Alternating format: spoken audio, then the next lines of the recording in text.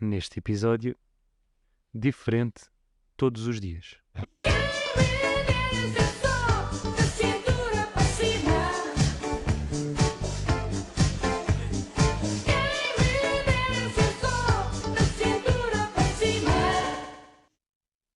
A primeira coisa que me veio à cabeça quando foi lançado este tema de sermos aleatoriamente alguém diferente todos os dias foi que poderíamos experimentar várias profissões. Claro que isso traria problemas ao nível de profissões que exigem conhecimentos e experiências específicos. A maior parte das pessoas não sabe fazer um transplante de coração, falo por mim, nem trocar as pastilhas dos travões do automóvel, falo por mim novamente. Ambas estas situações poderiam ter problema. A não ser que nós obtivéssemos todo o conhecimento daquela pessoa assim que assumíssemos aquele ser. Desta forma também podíamos viver diversas culturas, falar diversas línguas e seria bem melhor do que viajar. Iríamos estar mesmo imergidos na cultura. Do ponto de vista mais prático para isto acontecer, teríamos de trocar todos os dias à mesma hora, toda a gente do mundo, e vivíamos todos assim cerca de 24 horas. Creio que isto dificultaria muito a manutenção de relações, por exemplo.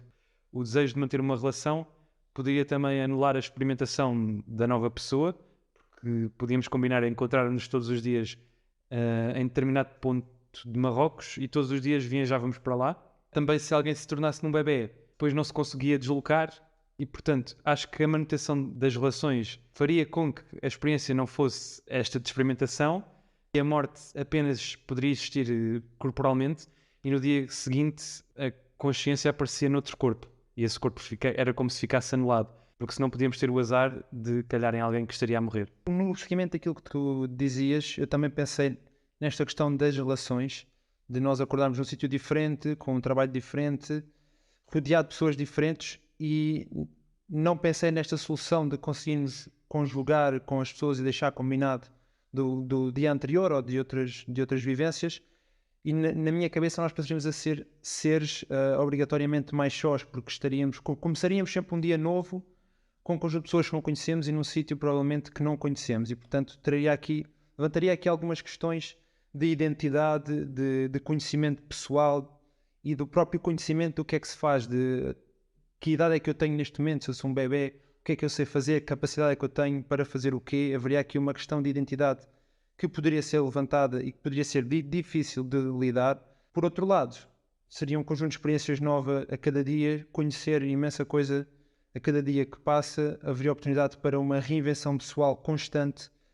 Haveria também certamente mais intensidade nas vivências, inclusive nas relações, caso não desse para fazer este ajuntamento diário com estas pessoas, de combinar, encontrarmos num dado sítio, passaríamos a ter que viver mais dia a dia e procurar e ter relações mais intensas com as pessoas, seja com parceiros, seja com amigos, tentar viver tudo ao máximo, porque o tempo com aquele conjunto de pessoas seria mais limitado.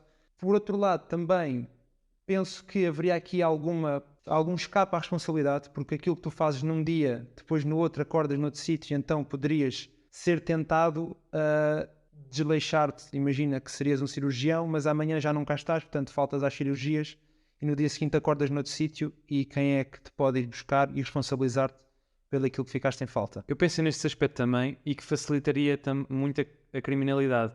É numa questão também de consciência, porque se acordasses como ladrão de bancos, irias assaltar bancos, ou cada pessoa agarrava no novo corpo que recebia naquele dia e poderia fazer aquilo que queria dele consoante as competências que ele teria. Também agarrando naquilo que disseste, acho que iria haver muita gente de férias e pouco trabalho. Então levantei essa questão de poder existir alguma entidade que controlava esta troca, que poderia fazer o policiamento do cumprimento das profissões e que nos guiava um pouco. É uma entidade superior que não trocaria. Nesse sentido também, uma das questões que levantei foi a questão depois da confiança nas autoridades e nos cargos de poder, porque eleger um presidente para um país que é uma pessoa diferente todos os dias seria inconcebível nesta realidade. Tu elegeres alguém um dia para depois não o ser no dia seguinte. Portanto, tinha que de facto haver uma organização que, mesmo com as pessoas rodando diariamente, tivesse uma estrutura bem organizada e bem estruturada para que as pessoas que estão depois, não sei se forçadas a cumprir, ou teria que ser pensada mesmo para que houvesse aqui uma responsabilidade e uma atribuição dessa responsabilidade às pessoas que a conseguissem cumprir. Em acrescento também, uma das coisas que eu me lembrei numa linha mais descontraída é as fotografias que seriam feitas pelas pessoas ao longo da sua vida, porque tu tiras uma fotografia um dia e no dia seguinte tiras outra e tu és uma pessoa diferente. Então um álbum de uma vida ou da tua adolescência seria muito diverso. Eu aqui também pensei em duas perspectivas. Uma mais determinista, em que tu tinhas uma família, tinhas um trabalho e desempenhavas esse papel de modo automático, mas com consciência de que o estavas a fazer. Ou seja, um bocadinho como se estivesse a viver uma personagem de um filme em primeira pessoa. Eras um jogador em primeira pessoa. Ou então, a menos determinista, que é a que falamos mais aqui, em que nós ganhámos um novo corpo, novas competências, mas decidíamos o que fazer com elas. Uma questão que eu levanto, tendo em conta este segundo ponto, eu não tenho a certeza como é que se marcariam férias. Pois, esta questão de marcar férias talvez pudesse ser injusta se tentasse fazer isto de uma forma prática à semelhança daquilo que se faz atualmente. Porque tu atribuis àquela pessoa e tu não sabes se ela já teve de férias um mês quando ela aparece ao dia de trabalho em que começa de férias, ou se já esteve a trabalhar há 3 anos e chega de facto àquele dia para ter férias e é merecido. Uma coisa que eu me lembrei foi se a certa altura, nesta realidade, nós já não teríamos desenvolvido uma tecnologia de reconhecimento, vamos dizer, da alma, em que a tua identificação não fosse um ID que tu carregas porque acordas noutro sítio e não o tens, ou impressão digital, mas que nós não tivéssemos uma forma de identificar a pessoa para além daquilo que ela é fisicamente e do local onde ela se encontra.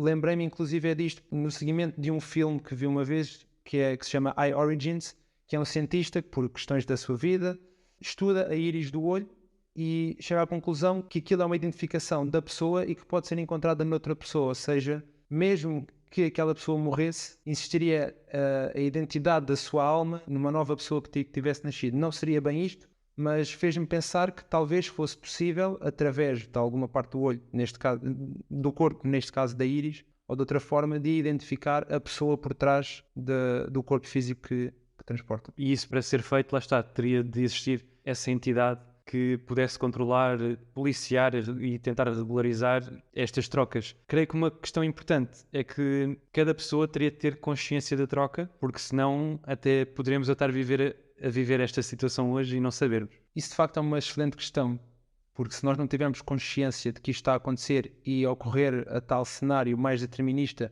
em que nós estamos, diga-se, em piloto automático, e neste caso nós receberíamos as memórias e as capacidades inerentes ao corpo que estamos a experimentar hoje, e quando fôssemos dormir depois acordaríamos noutro corpo com as memórias dessa pessoa, ou desse corpo, porque a pessoa vai mudando, as memórias seriam daquele organismo biológico, puramente biológico, e o espírito anda a saltitar de um sítio para o outro. Mas creio que esta visão mais determinista não é tão agradável, mas a acontecer poderia ser bastante provável.